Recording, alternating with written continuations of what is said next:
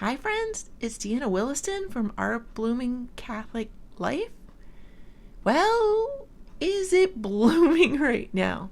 So I just got back from vacation and have taken in some mass here at home recently as well at various parishes and shrines. And while we were on vacation, we actually went 2 different parishes. And if you notice, I'm not opening with a prayer because what prayer do we even say? And do we say it in English? Do we say it in Latin? Do we say it with an accent? Do we say it in Spanish? Like, I'm not even sure what to do. Realistically, I know what I would like to do. But we all know there's that fight right now going on over traditionalonis, custodes, whatever, right? So they're restricting the old form of the Mass, the ancient rite of the Catholic Church. And you may think it's no big deal because, well, why wouldn't you want your Mass said in your vernacular, your local language, with right there? What do you do if the vernacular is actually multiple languages? What do you do if you have 10 different ethnic groups at your church? And that does exist, my friends, that does exist. So what do you do? And who gets priority? Who gets the choice times and locations in the parish for Mass? And what do you do for holidays? That's not building a community. That's keeping communities separate. Not good. As well, it allows for so much variation, even in places which really embrace the spirit of Vatican II and have the correct amount of English and Latin and some Greek, and they use some chant throughout, what Vatican II actually called for. There's still a lot of variation involved. There's the 4 different Eucharistic prayers, I think, and you think you know what's going on, and then he says something different, and then you're distracted, and you look it up in your hymnal or whatever guide missal you have for the day, and maybe there's 3 missals in the pew and you don't know which one to look in. What are you doing? I don't really regularly attend the Latin Mass. I've attended only a handful in my life, but the thing is, at least you know what's going on. And a lot of people say they didn't know what was going on. Boomers are famous for saying that. Latin was not my first language. I didn't know what was going on. That, my friend, is not the fault of the Mass. That is the fault of bad instruction on both your parents and the catechists and possibly the Catholic Church if you went to a Catholic school, right? As well as your pastor. There should have been some teaching masses along the way. There should have been some Latin classes. It's possible, my friends. Many of my Jewish friends attended Hebrew school all the way through their high school years. You can learn Latin. Latin school could be a thing. And like even last night, I went to a church service. It was supposed to be, an Advent penance service. And I was pretty excited. But, okay, it didn't even stick to its own program. It had a program, and one of the prayers in the book, it said that the choir was going to do, so you could sit and listen to it, which is a lovely thought, and that is something carried over from the Latin Mass. But they had in the program, the prayer was in English, and they sang in Latin. And the beautiful thing to do there would have been to have them side by side so you could hear the Latin and know what English went with it, or take a moment in the beginning to kind of go through that, break that down, or even have a little class beforehand, like, hey, we're going to start saying this particular prayer in Latin, and here's what it means. Let's break it down word by word. Let's learn the Latin. So it's not a full-on Latin class, but maybe it's a class for some particular Latin prayers. It's just allowed so much variation that what it's done is allowed each church to have its own little niche, its own little cosmos. And when people go from parish to parish, they are freaked out. If you don't believe me, go onto Yelp and look at church reviews. It's crazy. So when I was searching for where we could go to Mass on vacation, because not only did it involve Sunday Mass, but there was the Feast of the Immaculate Conception. So we were looking up churches, and the Yelp reviews came up automatically. I wasn't actually looking for them. And I admit we went to the one parish just because I was so curious to figure out what exactly was going on in this parish. People either loved it or they were completely flipping out. And then some people were like, why are you flipping out? A lot of people were like, oh, there's a lot of pre-Vatican II things going on in here. And so the people who went there then thinking it was truly the Tridentine Mass, and they're like, no, this is a really modern Mass. What are you talking about? And when we went, it really is the kind of was the kind of Mass that was prescribed by Vatican II, where it was a mix. This church still had a communion rail. And I'll tell you, you could tell who the visitors were who had never encountered a communion rail before because they did not know what to do. And again, there was no instruction given. The priest, I think he was on fire for this particular crowd. He did give a rather long homily. There's a little brimstone and fire in it too. I kind of enjoy that. It was very frank, very modern homily. It wasn't just, oh, hell exists. He gave an example, and wow. I mean, he ran with it. It was pretty intense. I'll give you that. This church also had a section where handicapped people could sit, where it was easier for them to access the Mass and to sit. That was a lovely touch. It had a tiny gift shop, just enough religious articles for people to help their faith, so you don't have to order everything from Amazon. That's always a plus. I know several that have that. I think both churches in this vacation town each had a small one. But a lot of churches are doing that now, where they have at least some materials that you can expand your catechesis there, and you know they're trusted sources. You're not going out on the internet, finding them yourself, and not being sure of their quality. These are things your pastor has approved of, so that's lovely. I will say also the use of the 70s music is not modern, folks. 70s music is no longer modern. It's so funny that was allowed. They allowed in Protestant hymns, and it cracks me up how many were written by the Wesleys and that were singing. And it's like, are you sure about that one? But theirs are obvious, but then there's other people as well. I get leery of some of the theology behind it, because we all know some of the 70s and 80s hymns that were super popular. I think we all had a feeling there was something off. And the bishops are indeed starting to speak out on this, that the theology in them is weak. They're beautiful songs. Many of them were adapted from Psalms, but they were not adapted well. And there were some liberties taken. Number one, they're super awkward to sing. People love doing it, but it's also tricky if you've never heard it before. And then they're just awkward. I mean, you're singing it, but you're singing it in like your modern concert voice. You're not singing it necessarily in your beautiful actual singing voice, if you know what I mean. I kind of have a popular song voice, and then something that, you see how I did that posture? I do that now when I'm doing liturgy hours. I kind of sit up differently to really sing and engage my whole body in that song. And I don't do that with the 70s and 80s hymns. I sing with gusto, but I don't sing with my whole body and soul.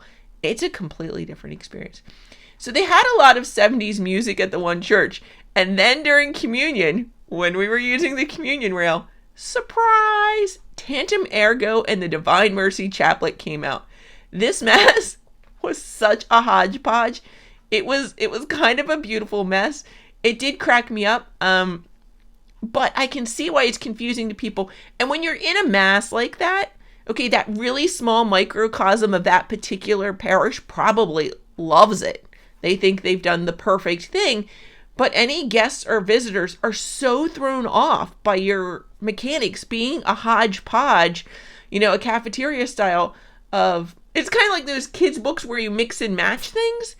And what we're looking at is a very bizarre picture when you're a visitor. You don't know what to do.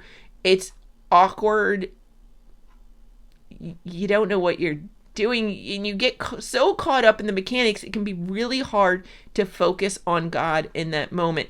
And I think that's part of what the post-Vatican II church has done, is you're very focused on your particular tiny community, which is no longer maybe a particular ethnic community, but maybe it is. Like I said, some of them, you may have basically two parishes in one church, depending on the languages. Each language gets their own parish.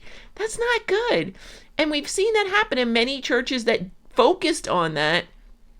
Immigrant churches, when the immigrants move, the church falls apart because they didn't really build community. They served a community, but they didn't build a community.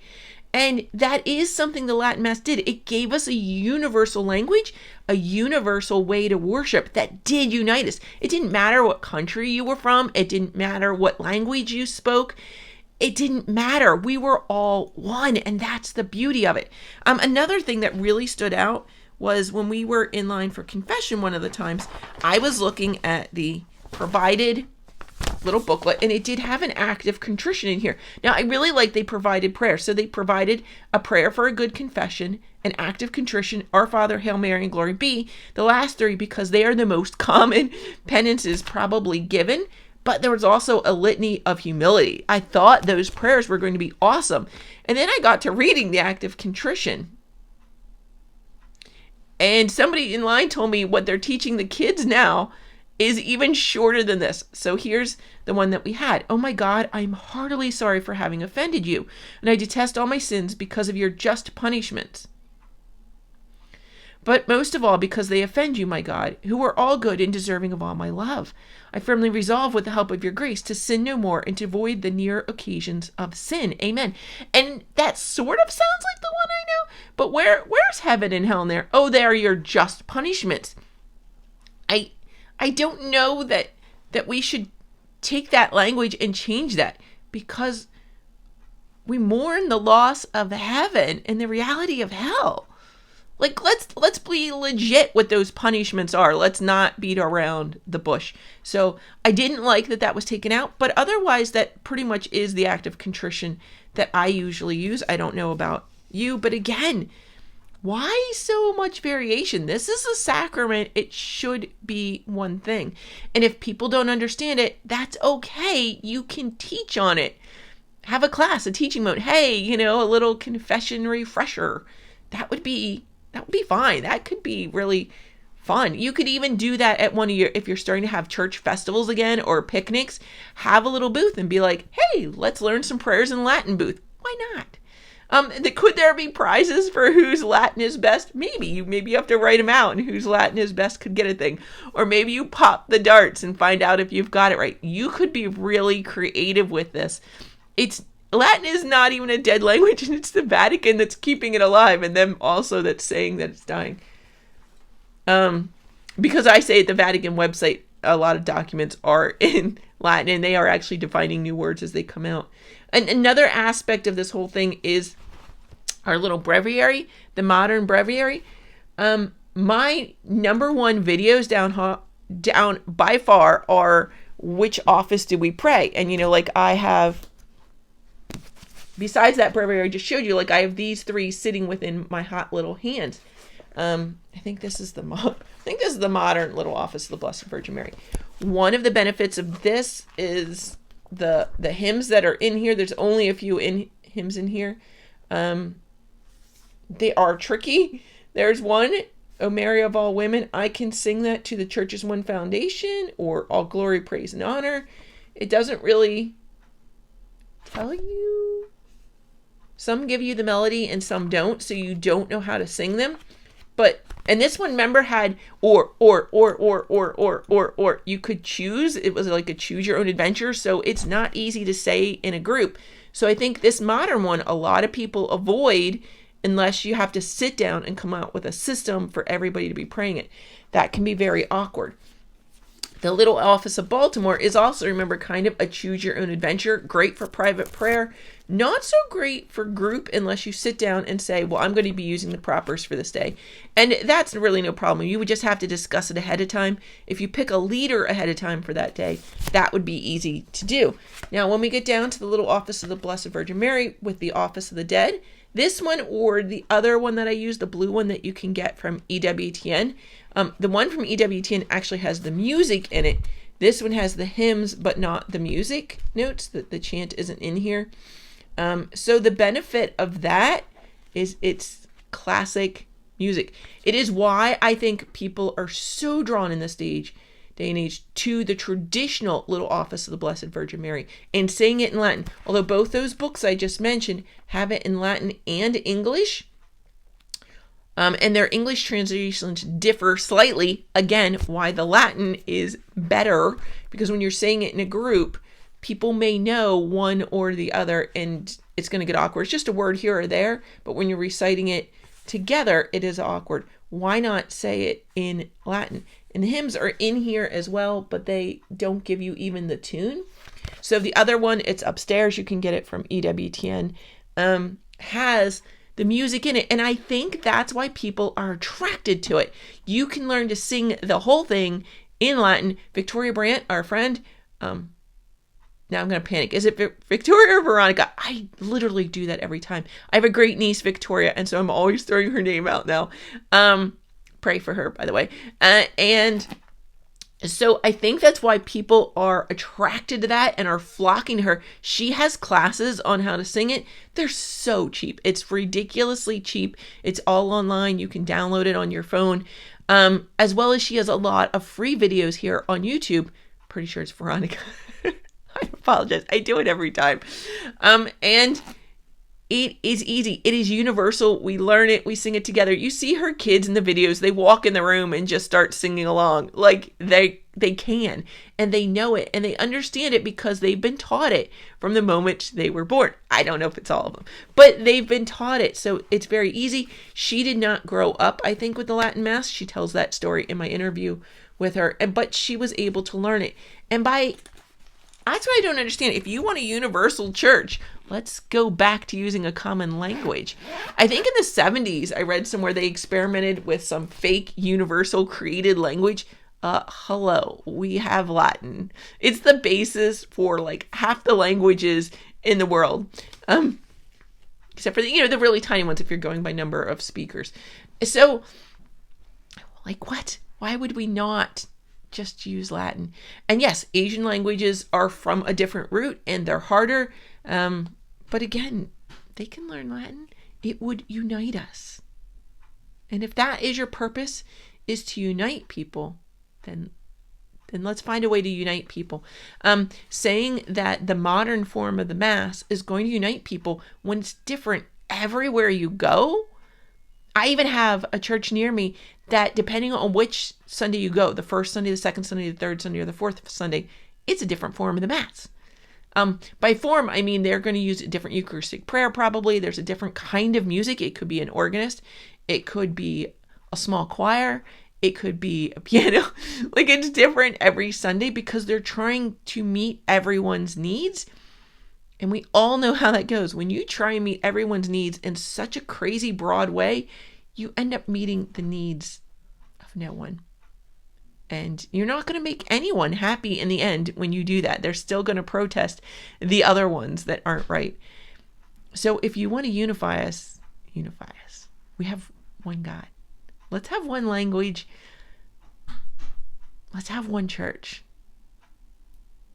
I don't know. What do you think? Put your thoughts in the comment below. If you've liked this video, give it a thumbs up, like, share, subscribe. You know the deal. And I'd really like this to be a conversation. So please add something in the comments below so we can discuss it and come up with some real solutions. How is this playing out in your parish? How do you see it playing out or not playing out in churches? Does it work? Does it not work? How does the language thing work?